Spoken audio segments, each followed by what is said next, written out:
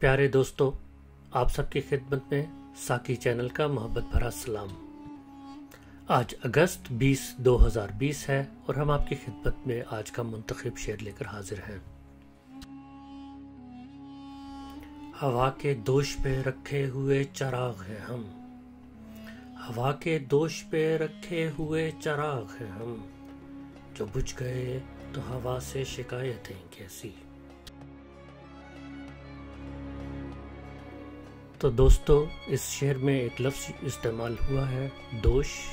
दोष का मतलब कंधा भी होता है और दोष का मतलब इल्ज़ाम भी होता है।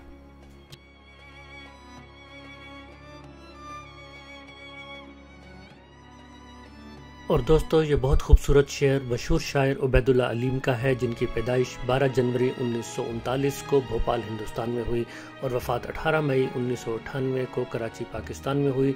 आपको अपने शेरी मजमूआ चांद चेहरा सितारा आंखें पर आदमजी अदबी इनाम भी मिला।